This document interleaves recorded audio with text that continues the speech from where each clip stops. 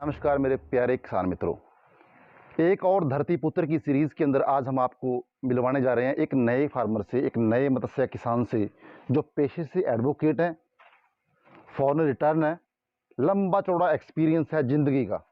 और उस ज़िंदगी के एक्सपीरियंस को जिस जगह पे आके वो इम्प्लीमेंट कर रहे हैं वो सौभाग्य से हमारा अपना कार्यक्षेत्र है, यानी कि फिशरीज़। और कैसे उन्होंने हर चीज़ को बाकायदा जगह जगह पे, चाहे वो शावरिंग का काम हो, चाहे वो एरिएशन का काम हो, चाहे वो इन तालाब को बनाने की बात हो, पॉन्ड को बनाने की बात हो, ड्रेनेज सिस्टम लगाने की बात हो, उन्होंने बड़े सलीके से हर एक काम को किया है। आइए आपको मिलवाते हैं श्री जगतार सैनी जी से।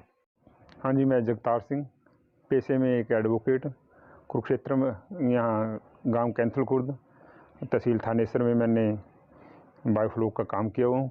पेशे में मैं एक एडवोकेट हूँ, साथ साथ मैं कुरुक्षेत्र में ये फिश फार्म का काम कर रहा हूँ। 14 तक ये सारा खाली था। 2014 के बाद ये हमारे पूर्वजों ने बनाया हुआ था। यहाँ क्या कहते हैं, पशुओं के लिए बनाया हुआ था वैसे तो। उस टाइम के 2014 के बाद ये सारा कुछ खाली था, तो हमने सोचा इसको कुछ ना कुछ करें, यूज करें। तो हमने इसको यूटिलाइज करा, थोड़ा मॉडिफिकेशन करके इसमें फिश फार्म का काम शुरू किया, जो हमने टैंक बनाए, सब कुछ किया। श्री जगतार सैनी अपने साथ अपने भतीजे को इस काम में शुमार करके कुछ नया करने की फिराक में हैं। चाहते हैं जिंदगी के अंदर वो मुकाम हासिल किया जाए जिसके लिए बहुत कम लोग सोचते हैं और कर पाते हैं। अब हम आपको अपना सेटअप दिखाते हैं जो पूरा कवर्ड है, और हमने एक नए ढंग से बनाया है जिसको।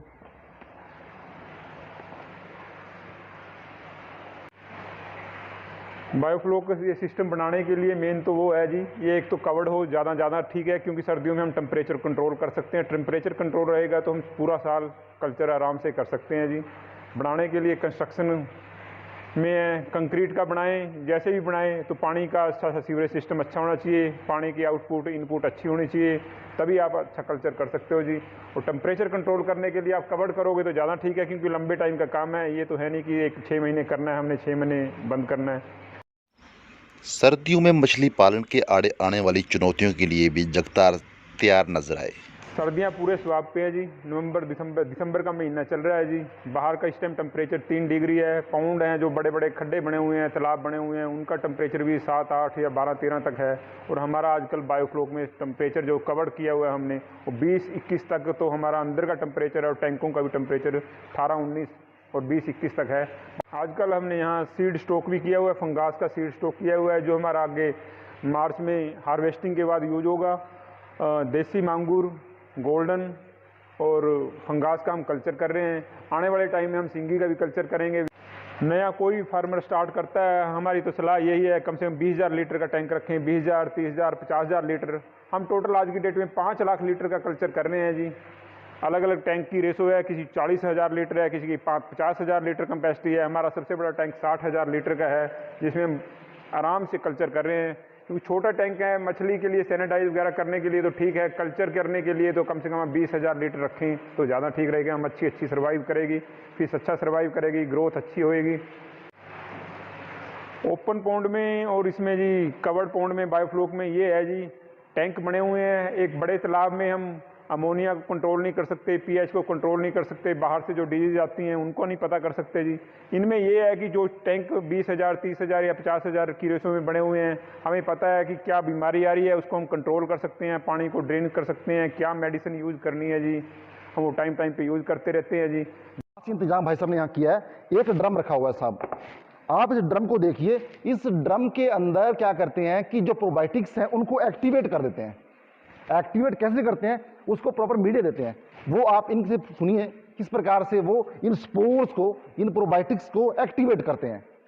इसमें हमने 100 लीटर पानी रखा हुआ है। इसमें एरिएशन के लिए इसमें एरिएशन स्टोन डाले हुए हैं, एक बाहर निकालने के लिए रखा हुआ है कि हवा वगैरह इसमें बाहर निकले।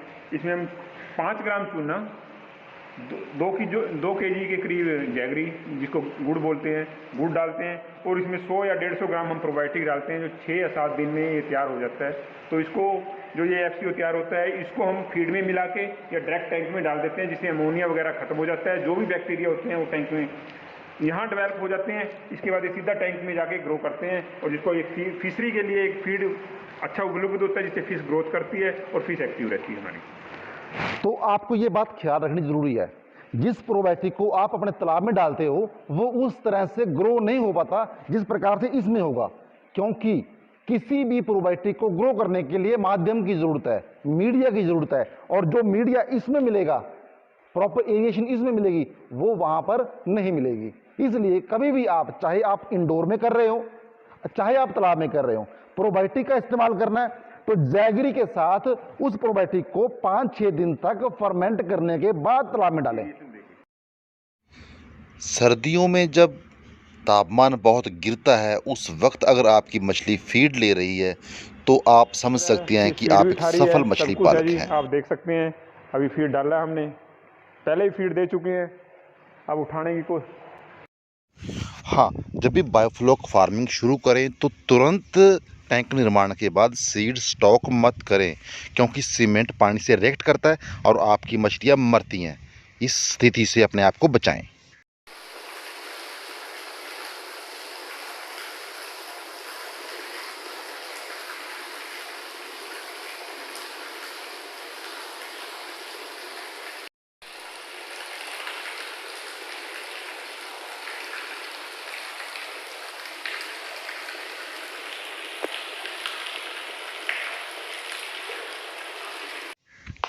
इस सलीके से ये पंप्स यहाँ पर इंस्टॉल किए गए हैं।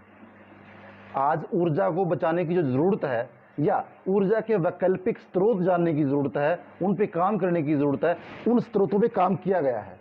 ये सारे के सारे जितने भी पंप्स हैं ये सारे सोलर सिस्टम पर ऊपर एक सोलर पैनल लगा दिया गया है और उस पे चल रहे हैं। भविष्य के लिए इन चीज़ों की ज़रूरत है और कहीं ना कहीं इस प्रकार के मत्स्य पालक एक आइकन बन के उभरते हैं हमारे दूसरे लोगों के लिए, वो इनसे बहुत कुछ सीख सकते हैं। तो जल्द मिलेंगे एक अगले एपिसोड में, एक अगले कार्यक्रम में, लेकिन तब तक मेरी इस कोशिश को, जगतार सैनी जी की कोशिश को आगे परोस दें, आगे पहुंचा दें, ताकि जो लोग इस व्यवसाय में अपने आप को आजमाना चाह रहे हैं, जो नए हैं, वो किसी प्रकार के नुकसान से बच सकें और इनके तजर्बे का इस्तेमाल कर सकें।